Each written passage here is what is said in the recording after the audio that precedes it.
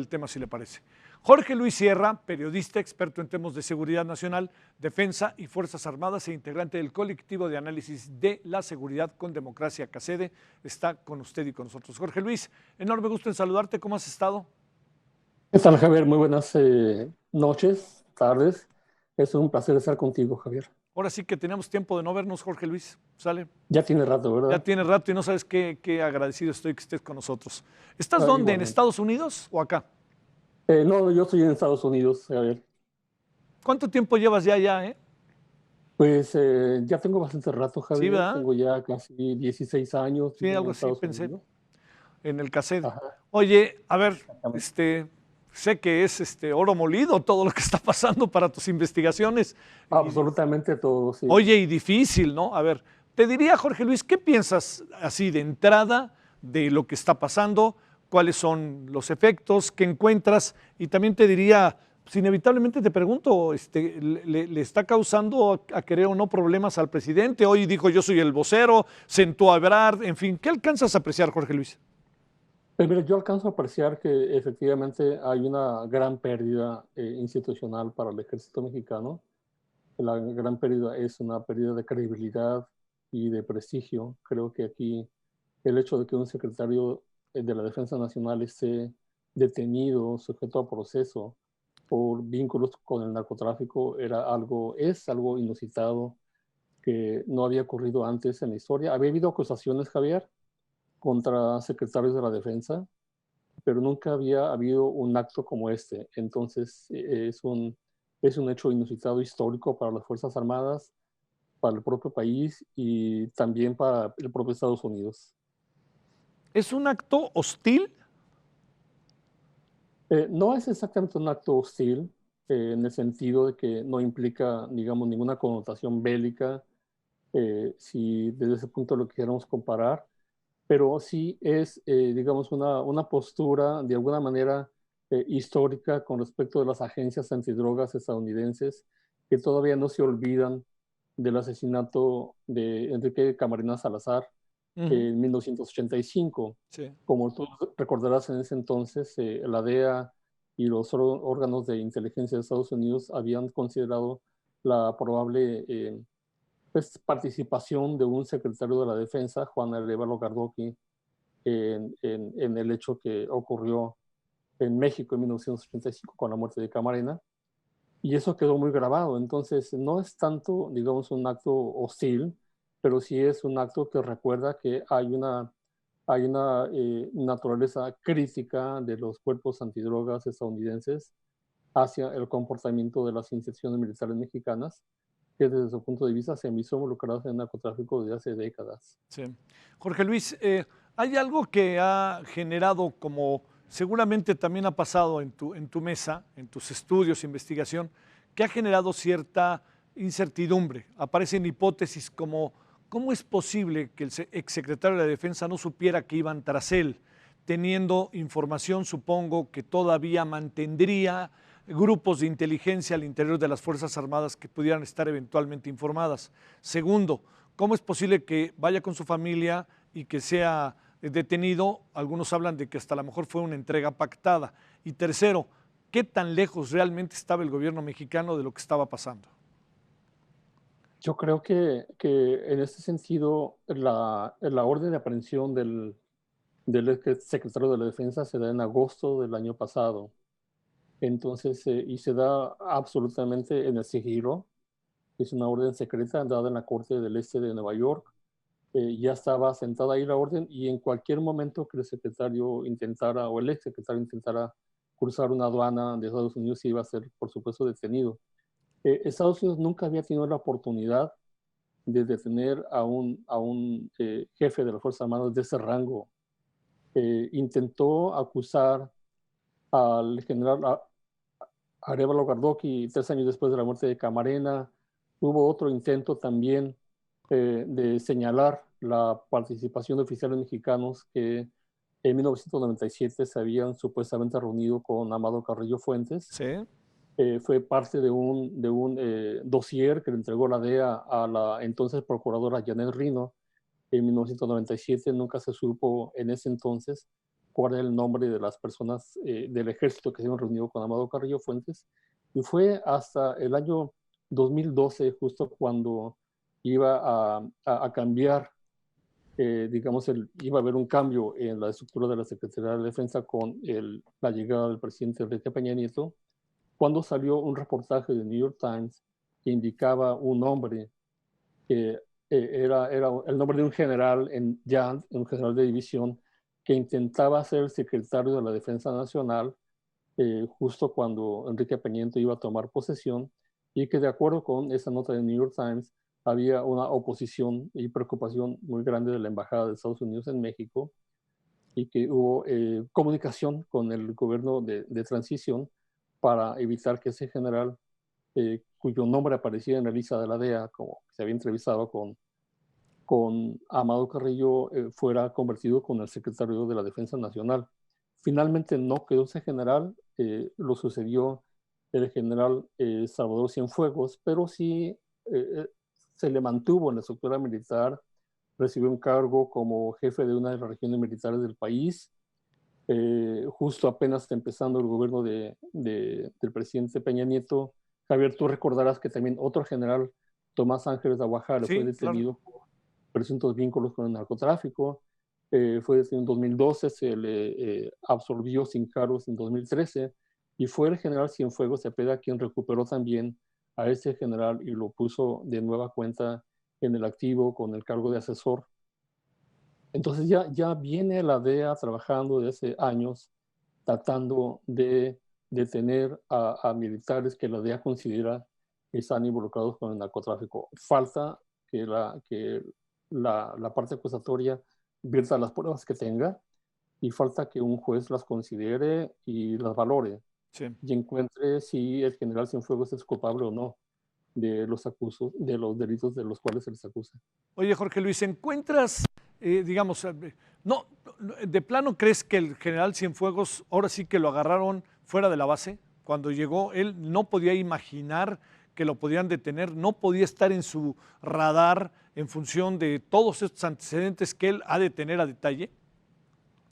Mira, yo creo que un secretario de la defensa, un ex secretario de la defensa tiene, digamos, un poder particular. Controla toda la información de inteligencia militar. Claro, Sus comunicaciones son encriptadas, él sabe de todos los movimientos de las unidades del ejército, tiene información de todo, de vuelos, todo lo que recoge el país lo sabe el secretario de la Defensa Nacional.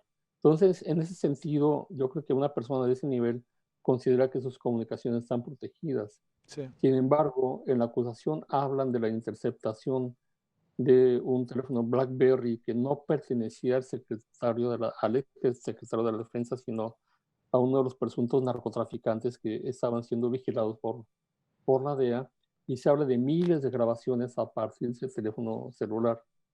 Entonces, es posible que las comunicaciones de civiles involucrados en el narcotráfico estén absolutamente interceptadas. Es muy difícil que la comunicación de un militar del grado de un general 4 estrellas sea interceptado, pero si hay un vínculo, ese vínculo se rompe por el lado más débil, que son precisamente las fuerzas del narcotráfico, que como quiera que sea, todavía no parecen tomar conciencia de que muchas de sus comunicaciones pueden ser comunicaciones interceptadas por los órganos de inteligencia Ujú. de Estados Unidos.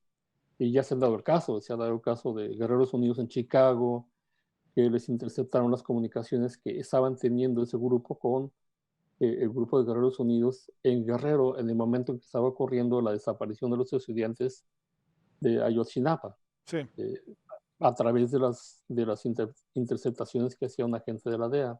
Ujú. Entonces, sí puede haber, digamos, una creencia de poder por parte de una persona que estuvo en ese cargo, de decir, soy todopoderoso, no me tocan, mis comunicaciones están protegidas, pero sí es cierto que él estuvo en vínculo con lo narcotráfico.